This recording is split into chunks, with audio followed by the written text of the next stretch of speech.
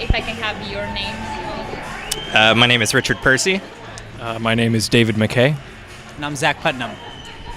So, what does it mean to win this for you at such a young age? Like you have even entered the real journalism world, and you already have this on your bags. It's certainly encouraging, to say the least.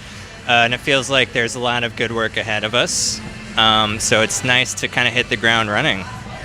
Yeah, it's a huge honor, and it's nice to be acknowledged for the hard work we put in. And it's definitely a good sign of things to come. Yeah, it's just an honor to be acknowledged with all these other amazing professionals. When you guys were working on this specific story, what inspired you? How long did it take? And just how hard was it to get this story going? Well, it could have been a lot harder, but luckily we live in a community that was very willing to engage in this investigation with us. So it took maybe 10 weeks? Is that safe to say? 10 weeks for the main investigation. Yeah, we spent about 10 weeks on the main part of the investigation, and then some time after that, polishing. I joined shortly after the beginning, so it was nice to be involved, and I helped polish it up, and the investigation was a lot of fun. How did this story emerge? Who was it the first that stumbled upon this big problem around the community, the soil? And it kind of reminded me of the whole lead situation in, I forgot the name, sorry. In Flint, Michigan, where people don't have water, and maybe here in Puerto Rico where they don't have water, and all these storms are getting together, and how important it is to really look at the environment that we live in.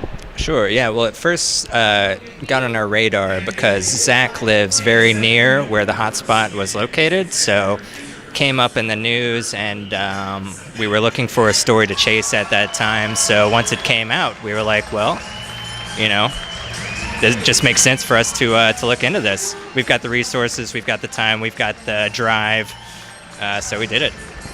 Yeah, it was just a local issue that was affecting one of our constituents, and I believe Zach first brought it to our attention, and he can tell you more about it.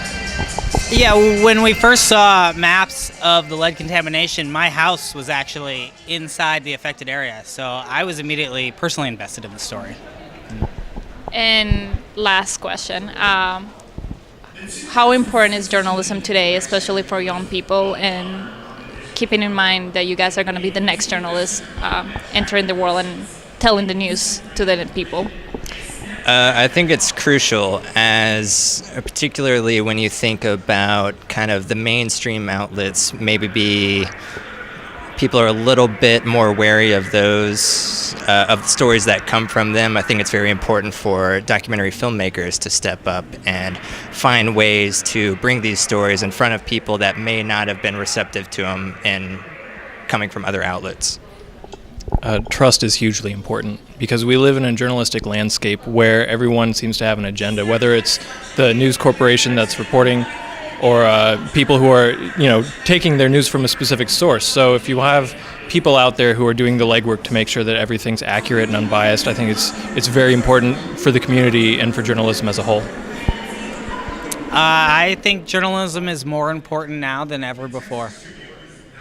I think a lot of really good journalism is under attack, and it's just the work that journalists are doing to bring truth to the forefront is just more important than it's ever been before. Thank you guys. Now you guys can go in. I won't bother you again.